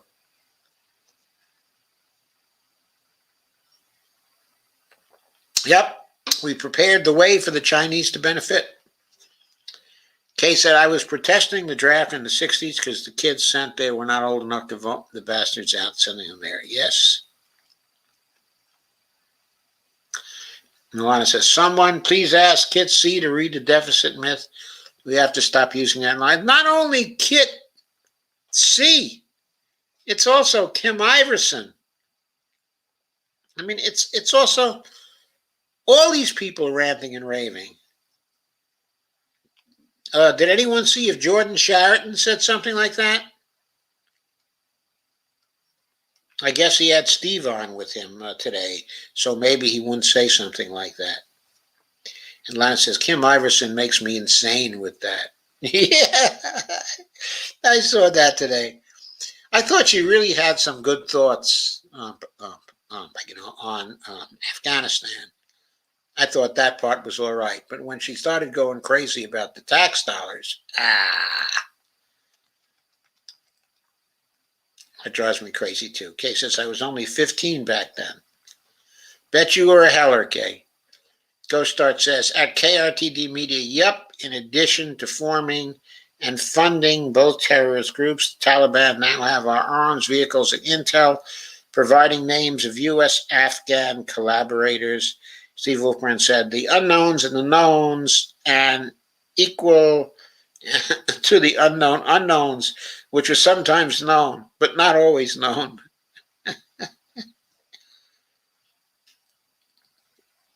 Carmen says, Article 3, Section 2, would that help in corporate think tanks like ALEC?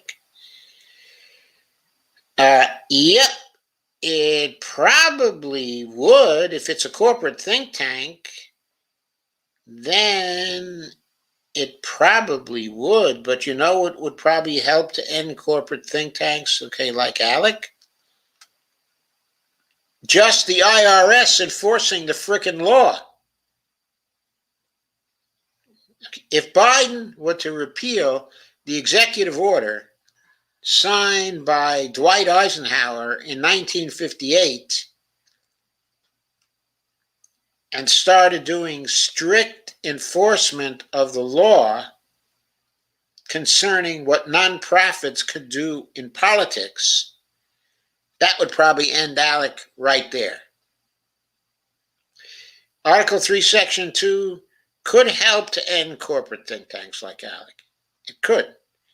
All you'd have to do is to pass the law you want to end those corporate think tanks and then put in the exceptions clause of Article 3, Section 2, which basically tells the Supreme Court to go fly a kite.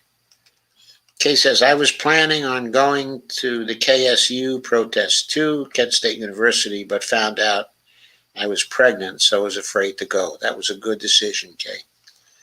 Steve says, I think the unknown knowns are probably not known very well. Carmen says the interpreters were already executed, maybe not all, but at least 7 of them. Well, I think there were thousands of interpreters, weren't there? Shane says, if there are any women's rights groups in Afghanistan, their leaders will likely be hunted down and killed. Probably, including if their leaders are women. Steve Wilmer said, so those fires in Greece, just a Greece fire? Steve, that was not funny.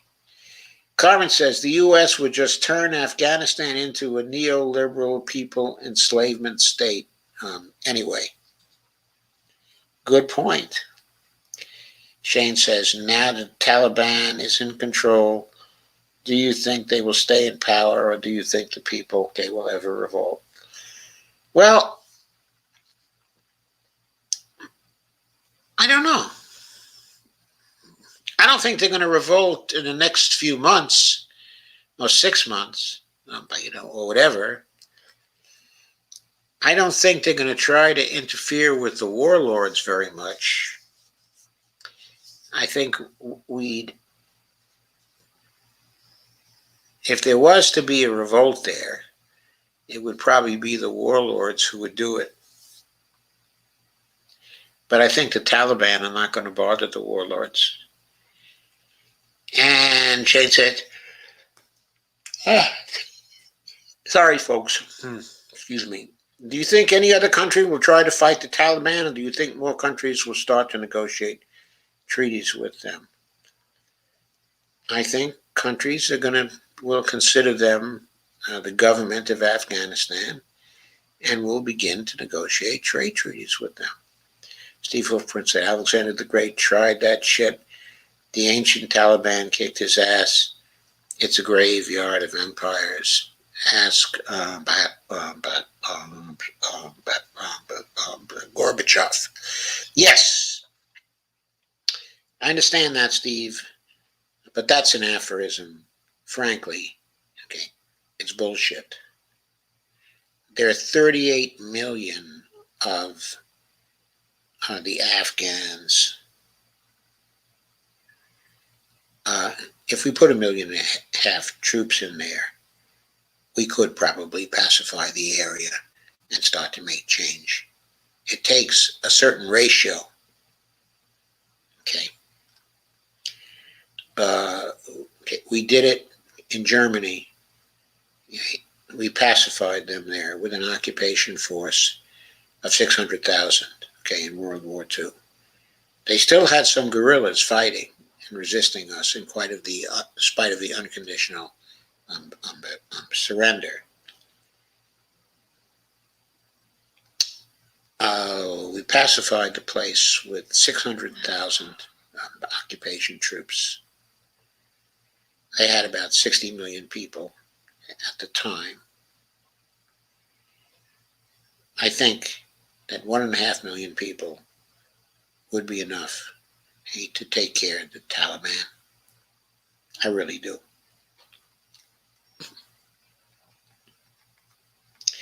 Gostot says, but I mean, it's really irrelevant. It's really theoretical. I would not advocate that we bring in the 1.5 million troops. I would advocate that we stay out of there and let them go their way. Not intervene, okay, and not interfere. Let their neighbors worry about them. Let them be part of the balance of power in that area. They have to contend with Pakistan. They have to contend with Iran. They have to contend with India. They have to contend with, who's on the other side of them? Is it Kazakhstan? I forget. But there are former parts of the Soviet Union, okay, on the other side, okay, of Afghanistan. They can defend themselves against the Taliban. It's not going to be a problem. Kostat says, even the lowest level police were extorting and abusing Afghan citizens, okay, especially women. Yes, they were. Line says, will you do a show about batteries, bring in an expert? I don't know, Lana. That's an interesting idea. I would like to do that. I think that is an interesting idea. I'll give that one serious consideration. He says, I think another 20 years are in order. Kay says, Pence killed Indiana. I understand he did a terrible job, okay, in Indiana. Some friends of ours who are now here, who are military, who went to Indiana for a few years and then came back here to their home here, were in Indiana when Pence was the governor. And they said also he was a terrible governor, did a terrible job. But they still continue to vote Republican. And Steve says, unknown knowns are barely knowable. And Shane says, the Taliban kept the same police chief trying to figure out why. My guess is either he helped to take over in some way, or they want people to feel like they aren't going to change too much too quickly. Yeah, that's my feeling too. It's the latter. Or maybe it's both, Shane.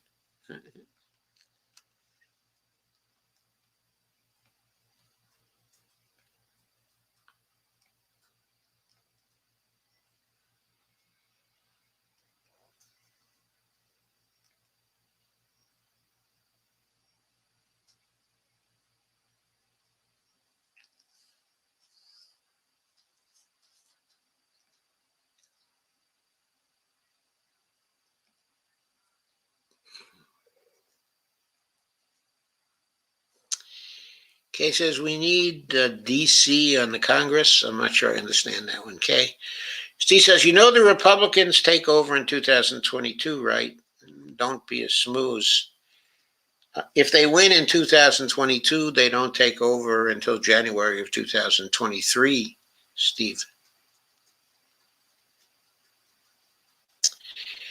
And Jim Locke says, currently Washington State does not have a state income tax. Yeah, I think I know that. And Carmen says, end the Taliban heroin trade, and they'll lose a lot, okay, of power. Steve says, the Taliban are their cousins and nephews. It's not our business. And Dolores Pierce says, China is negotiating with the Taliban. China will help to rebuild. China doesn't want the Taliban associating with terrorist groups. I've read some English versions of Chinese newspapers. Yeah, I'll bet that's true. I would think that it's true. I think China wants a stable Afghanistan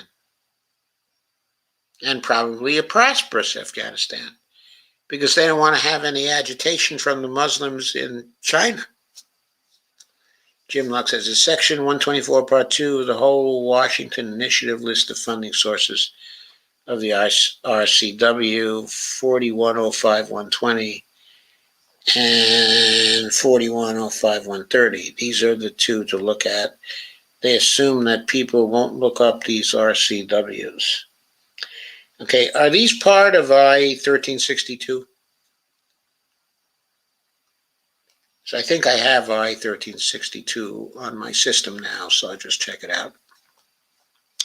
Steve says, I think another 40 years should do it. We could build a wall like Hadrian's Wall in England.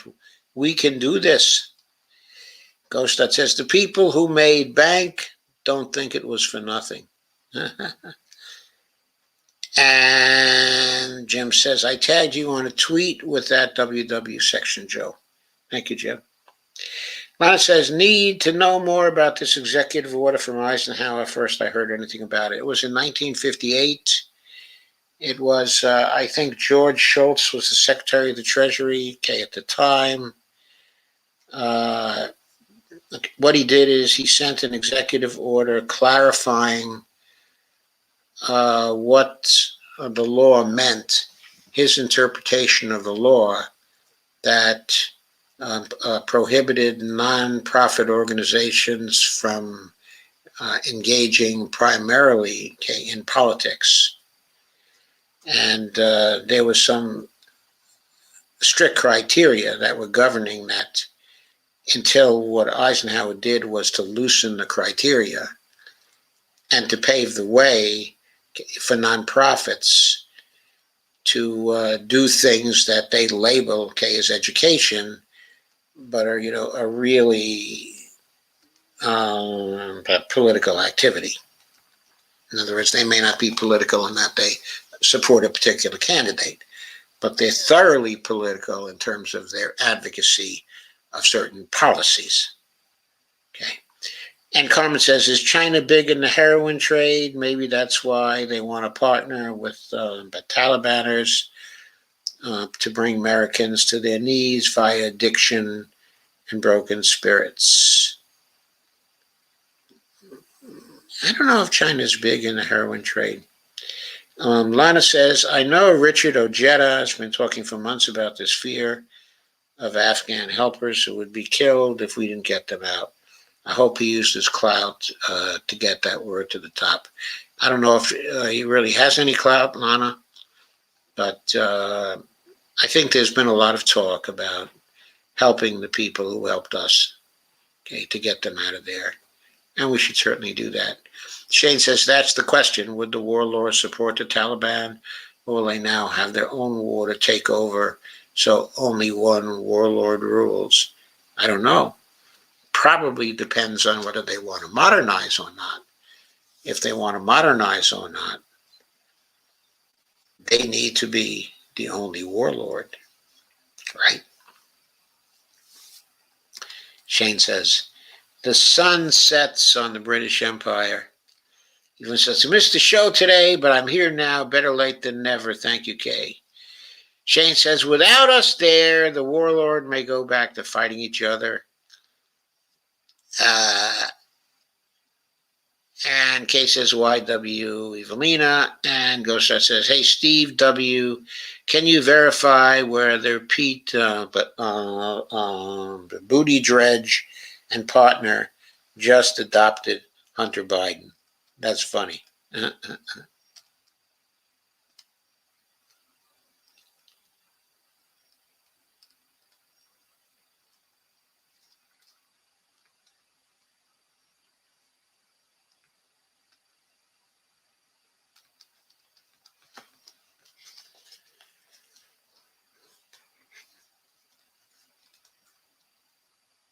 I saw the map. A tiny part of China borders on Afghanistan, but I think on the other side of the border in that part of China that there are Muslims. Evelyn asks where the Uyghurs are. Yeah, I think that is where they are. And Lana says, laugh out loud, go start. And Kay says DC wants to be a state. Yes, DC does want to be a state. That's right. And we want them to be a state because they would have 2 Democratic senators. That's why. Yeah. And Steve says Afghanistan has a border to China. Yeah, I know. Costa says, what I don't know, I don't know. I don't know if I want to know. Evelina says, the Uyghurs. Shane says, now the U.S. will likely have to have a real treaty with the Taliban at some point because they are the government there now. And Lana says, Eisenhower put the Reagan, ugh, slippery slope. Steve Wolfbrand says, the want to knows and not the knowable knows. And Jim Locke says, private sector workers earning a $30 to $40 an hour would generally have health care. FJG would force a majority of private sector employers to beg for Medicare for all to be able to compete with the federal benefits package. I think that's a good thought, Jim. I think I agree, and it might actually create then, it might strengthen the political movement for the Medicare for All program very much. So I agree, there is a connection there. Evelina says, no, not China. The U.S. does that, Carmen, with addictions. And Carmen says, the U.S. military snuck out in the middle of the night, leaving allies behind. It was all over the news, Lana. Evelina says, at least my take on it, because it says, new fearless leader says the poppy pipeline will end. Oh, he's going to take away the poppies again. And Shane says, and what do you mean modernize with one warlord? What I mean is that if the Taliban is the only warlord, in the whole country, then it would presumably have legitimacy to modernize the whole country and stop the practices that it considers to be sinful. I don't know what those practices are. I don't know enough about their culture to say. Evelina Pond says, starting with Big Pharma and the poppy pipeline, starting with Big Pharma. And Lana says, I don't watch the news, quote unquote. I'm glad you don't, because then you have time to watch my show. Okay, guys, I think we're at the end for tonight. I'll be back tomorrow. I don't think I'll be back with more Afghanistan. I might be back with the 12 tweets and 30 slides. Shane says, they would modernize but not allow women's rights. Now, they might be similar to Iran. Not so far away. Came from Iran. Probably a little more extreme. Evelina says, Carmen is the devil's advocate. And Lana says, good night. And Dolores says, thank you and good night all. Steve says, we are lost? Why are we lost? We're lost because we won't do any damn thing about the Green New Deal. Kay says, I have an actual doctor's appointment on Friday. Going to ask for blood tests for arthritis and other things. Wish me luck. Good luck, Kay. Absolutely good luck. I hope all your blood tests work out well. And by the way, the ones I just took came in perfectly, just perfectly. Everything was right on the money. Lana says, I might give you a quick call tomorrow. Sure, Lana. No problem. Ghostot says, Afghanistan will have high-speed rail before the U.S. Oh, my God. If that's not an incentive to get some high-speed rail in here, I don't know what is. Shane says, good night, and very likely close to Iran. Steve says, good night. And Carmen says, it's just crazy the Taliban committing sodomizing, you mean sodomy, with little boys isn't sinful. Well, maybe in certain Islamic countries it is sinful. There are different interpretations of the Quran, different interpretations of Quranic law. Evelina says the Green New Deal would solve everything. I wouldn't say that, but we damn well would be in a lot better shape. And Steve says, Doc, super healthy. Well, I wouldn't say that. I still got prostate cancer. And Kay says, thank you all for another great discussion. Shane says, aren't they now called the Talibanistan? The Talibanistan? I don't know. I think they're still called the Taliban. Steve Wolfbrand says, Doc's super healthy. Thank you, Steve.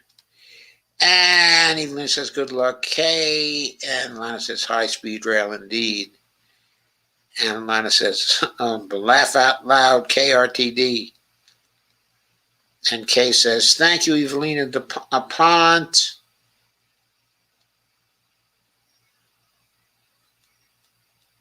And Steve says, me too, Doc. Super healthy. Great, Steve.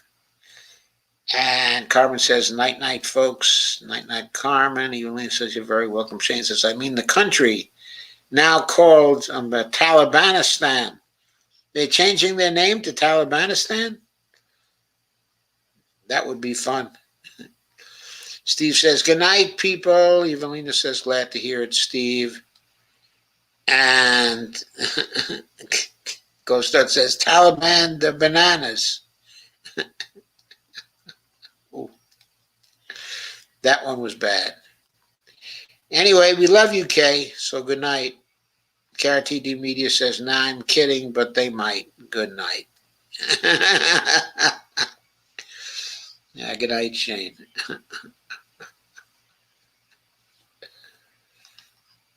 I'm ending the broadcast, folks. And Carmen says, Devil's Advocate, my favorite movie. Lana, how'd you know? That's a really old movie, isn't it?